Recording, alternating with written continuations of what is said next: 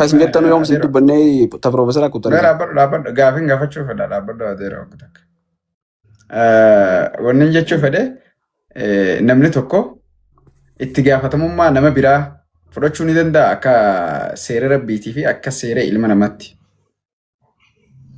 هندندا وحمزة أخيني في بريد دون قافته لا يكلف الله نفسا إلا وسعها لها ما كسبت وعليها ما كسبت. كستانان نمو أكملت أكرف زنا كم جت ترياتي أكوان نمني توكو ما بودر ما ويفرته درا أبنا قولوا دندي وان سمعتي قولوا دندي وتي أسمعهم كبردو قطع وان سينجي هو بنفقد مالين سينجي جتش أفان إسر بهيف وان خن سري لا جو صنت هند غونغورا إسا الردي باجني برد بروميتي سريسوتو الرجالة إسا سريسوتو لا أمانتي ربي تيسا مو تانو تيسا تبر إيسا تيسو رسوليتي وان كلام فرشو إيه أمانتي إسا تيسا نتي سبابا سبابا أخلاق إسلامات ديمو تنور جرمالي أمانتي تيسو تيسا نجي أوكي أخلاق إنو تيسا نجي ريسبونسبيليتي سكا في براخي سما قطانو وان تاسو تيرتا نيفتني أوكي no jechuun wanni hundi haadee bisaa qabaachuu aboo adeera waati afaan hin banin kaa gurbaan busboo afaan qabadhu afaan keetti banaa dhaqunda walumattu hin deebi'u kaa kuni hoggota gurbaa hoggitee dhufte dhukkuba sukkaraa qabdamoo ween sitti haasoo jira si dhaggeeffadhu afaan maali dhaggeeffachuu dandeessu hunda afaan obantaa gurbaa maal nyaattee dhufte aboo si dhaggeeffadhu adam kabir adam miut godha maal nyaattee dhufte maaliif sun dabdati miut godha khajara maa gubatte maal nyaattee dhufte adeero yaa rabbi si magan hashish nyaattee moo fayyoo qabdu moo maali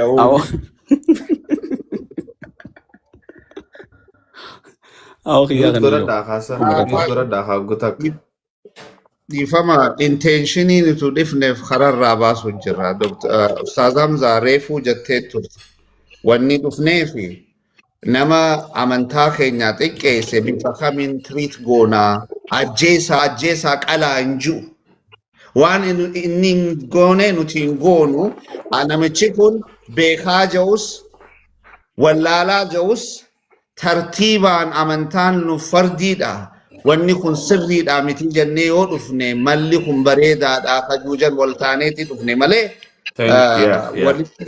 ammas akhlaaqa osoo asirratti barsiisnu akhlaaqa dhabaa ta'uun gaarii miti tartiibuma eeggannee namu wal jaalataa obboleeyyanii tokko sammuu tokko fakkeenyaa nuti Nuraddiin kun hoggaas ta'u Hamzaan ta'u Ustaaz Hamzaan hoggaas ta'u nama kuma meeqa nu duuba jira ahlii qabnaa amantaa qabnaa ummata ni beeku jira ijoollee xiqqoo nu laala so tartiiba qabaannee haasoynu ani akka obboleessitu namoota as jala jirtan rabbi yoo sodaatan maqaa islaama qabattanii namarraa arrabsinaa rasuulaaf hin dhaabbatta jettee seentee arrabsuun iddaazuu warka amma laale seenanii nama ka arrabsu jira maqaan isaa Ahmad Zahra Muna yaa akhi maqaa islaama amantaan islaama dhengadda ganda tokko kana jeetiin ustaaz guyyaalada abbaa doktor imbuin tokko turu qabda abbaa kiyya wajji ganda tokkoon deeme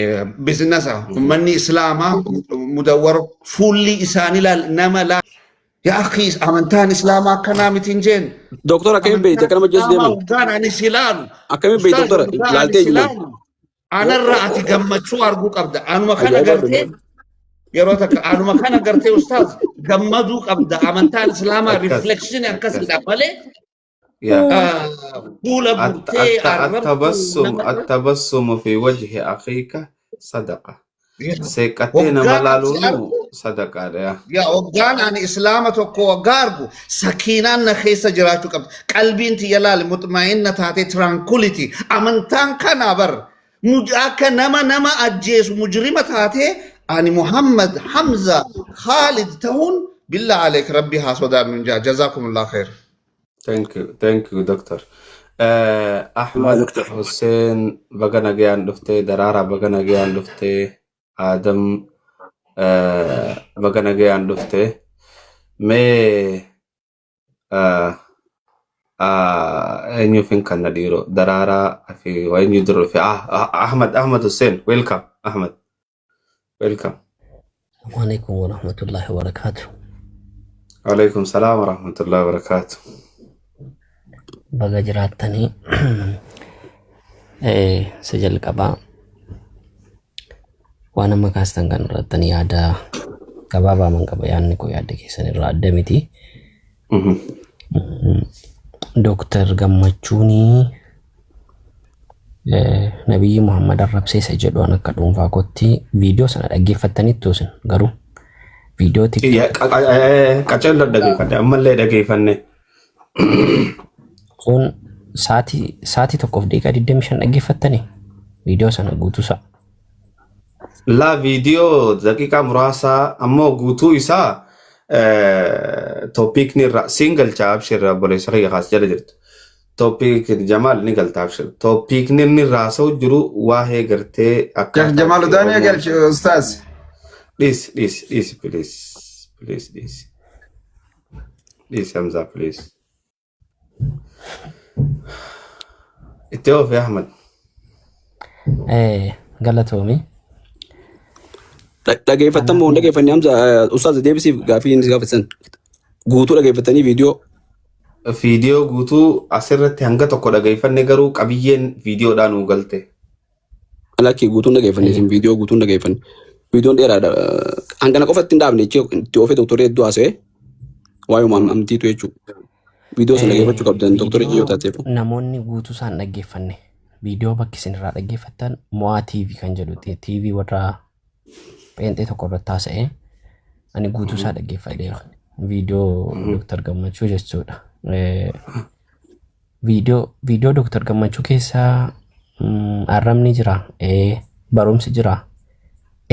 Nabi Muhammadin arrabseera. Hin arrabsine. Nabi Muhammadin hin arrabsine. Inni jechuudha. Akkamitti fakkeenyaaf ani dhalootaanii gara warra lixadhani warra wallagga lixaa jechuudha. Namicha gurbicha jechuun rakkoo hin qabu nu biratti jechuudha. Namicha jechuun nama dhiiraaf maqaa kennamudha nu biratti. Fakkeenyaaf naannoo nan dhaladhetti ani Hamzaa Sheek Jaabirti yoon itti nan dhiyaadha ta'e Hamzaa Sheek Jaabir hiriyaa dhihoodha yoo ta'e anaaf jechuudha. Hamzaa tokko isa dhaxxitaarra agartee taan jedhama nu biratti. Nama jaallataniin waamu akkas jedhanii. Akka naannoo keenyaatti jechuudha. Nama tokkoon namicha jechuun nama xiqqeessuu miti nu biratti.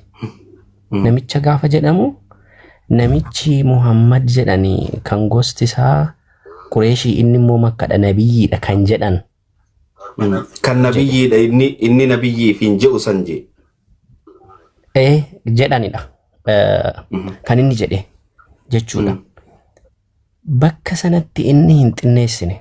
Nabi Muhammad salawaatu rabbii wasalaamu alayhi. Garuu wanti inni dubbate viidiyoo sana keessatti maal ture? Ijoolleen nu jalaati badaa jirti. Karaa kiristaanummaa fi islaamummaa irratti guddataa jirti. Ijoolleen badaa jirti. Isa kanadha kan inni achi keessatti kaase. Inni fakkeenyaaf islaamummaan jaallatu, kiristaanummaan jaallatu. Kun mirga isaadha. Kanaaf mirga isaadha jedhee naman. Sababni maaliif islaamummaa jaallata? Hamzaa Sheek Jaabir kiristaanummaan jaallattaati. Hin jaalladhu. Khalas. Akkuma inni islaamummaan jaallanne nuti kiristaanummaan jaallannu dhugaa dubbachuuf. Sababiin jibbanna qalbii osoo hin taane itti amantii san fudhachuudha jibbita malee beeki. Amantii san jibbanna wasaqummaa jibbannaa miti. Gizeeniif hin jaalannu jennu akka waan hammeenyatti akka dhubanna. Yes. Mee Jamal eenyu carraa kan? Kanaafi. Naa kanaaf irra fasaa deeme. Ustaz Ahmad nin jibba njaaladhu waggaa jettu. Ayyaa wattu fudhaa. Ta'in amantaa ta'uu isaa miti. Nama Dr. Gammachuu na xumursiisaa mee? Irraan kan ta'e binsa. Seeraan qabu manni kun. Wajaa'ibu biddanarra. Ni kannina. Viidiyoo bana. Isin nama gaggaarii taatanii warra gaggaarii uummata gaggaarii. Seeraan qabu manni kun hin jedhe. Nama nagaya. Ni qaba. Seera maali yoo? Ni qaba. Mee obsi. Seeraan qabu. No. Adama obsi. Hamzaa. Obsi gutak. Obsi please. Tartiibaan dubbanna obsa please. Ayyee. Ati rakkoo qabda. Dhaggeeffadhu. Ati wallahi rakkoo qabda. Hamzaa Ibraahimiin mana kanan seensisiin beekaa rabbashaatiin yookaan hin seensisiin yookaan immoo waliin rabshaa fida jedhiitii nama beeksisa akkasitti. Maaliif nama gidduu dubbatannitu namni meeqa taa'u? Tu namoonni gurguddaan meeqa ta'anii maaliif dubbata? Sirrii miti. Yeroo hedduun dhufna mana kee dhufnee si dhaggeeffanna. Isumatti jeeqa sumatti nama rabsas jala taa'e. Fakkeenyaaf obboleessa keenya Jamaaliin Shehudaanii maaf jechuun barbaachise? Nama guddaadha miti. Kanadha Oromummaan akkasii Islaamummaan akkasii. Miti. No sirreessuu qabdatti sidha kan rakkoo qabu nama akkasii maaf Ni sirrees abshir furadde rakkoo ni sirrees. Ayyee tole galatoome. Kanaafuu maal jechuu Galata barbaadeeni ani kiristaanummaan jedhe malee kiristaanota hin jenne. Kiristaanota jibbuun akkatti jibbinu hin qabnu namadha. Nama akka keenyaadha. Dhiigaa haadhanuu ta'uu abbaanuu ta'uu obboleessanuu ta'uu kiristaanotaaf kiristaanummaan gargari. Akkuma islaamummaa fi musliimoonni gargar ta'anii jechuudha. Amantaa sana hin jaalladhu. Isaaniin garuu hin jibbu. Nama akka koo waan ta'aniif. Hawaasummaa waa meeqa kan walii waan qabnuufi jechuudha.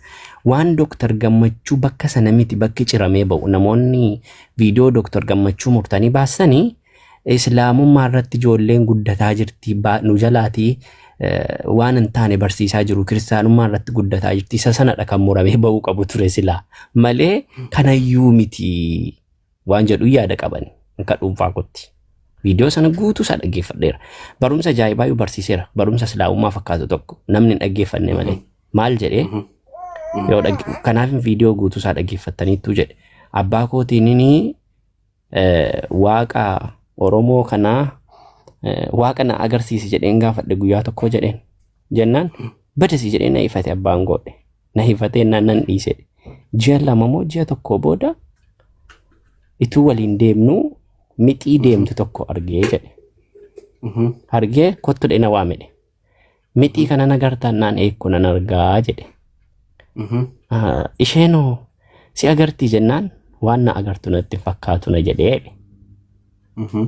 akkasiin jedhee jedhe abbaa miti akaakayyuu isaatiin sorry sana booda atiyyuu isheen waan xiqqoo taateef si arguu hin dandeessu ati immoo waan guddaa taateefi kanaafuu waaqaan ati arguu hin dandeessu na jedhee akka kanaatti deebiitti kenne hattaa fakkeenyaaf inni Asasa keessa fakkeenyaaf dogongoroota hedduu jira namoonni gulaaluu dandeessan maal faadha dogongorri jiru wanti barreeffame hundi sobaadhaa jedhe fakkeenyaaf Dooktar Gammachuun kitaaba barreessanii maxxansuufi kitaabni isaan barreessan guutuun isaa soba wanti barreeffame hundoo soba